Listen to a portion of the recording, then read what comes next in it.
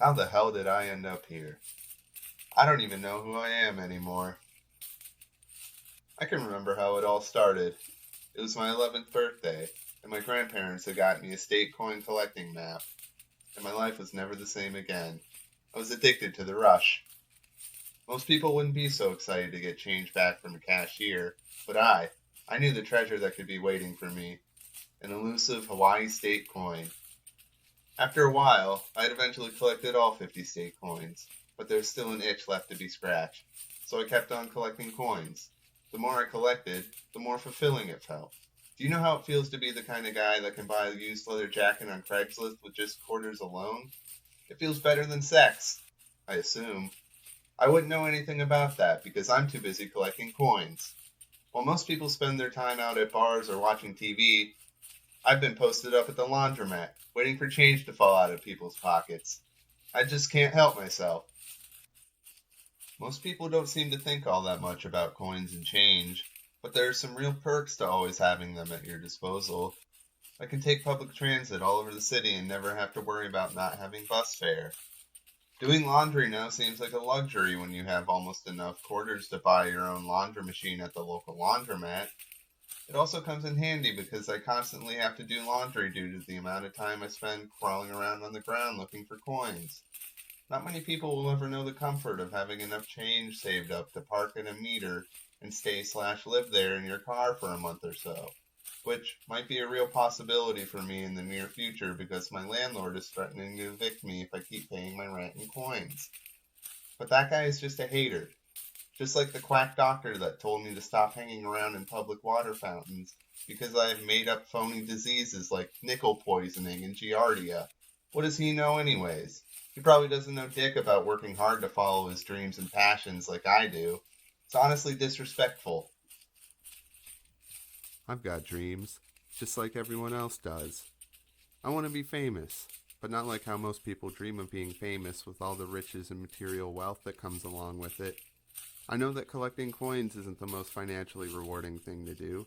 I only made like $1,400 last year.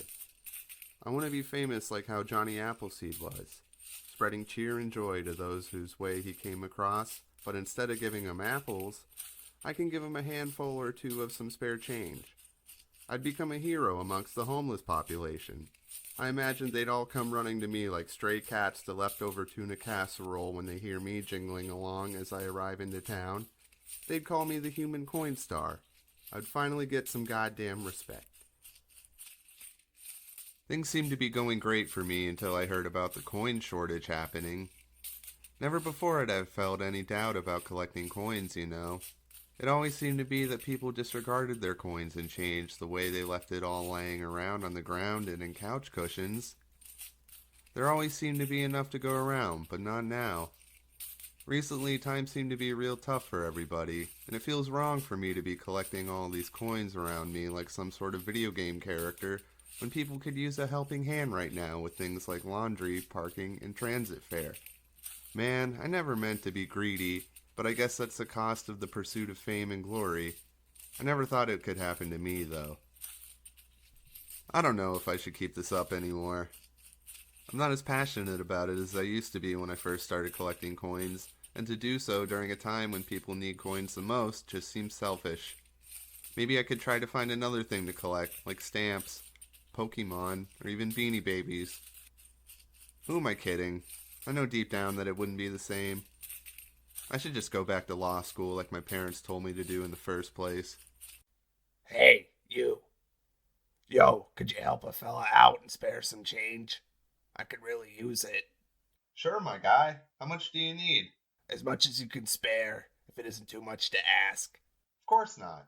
Here, let me help you out.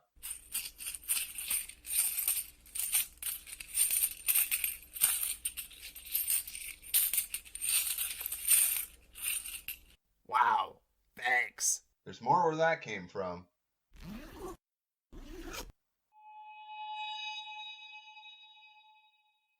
Holy shit. You must be that guy everyone is talking about. What's your name? The human vending machine or something? It's actually the human coin star. Good to know. Sorry to have to do this to you.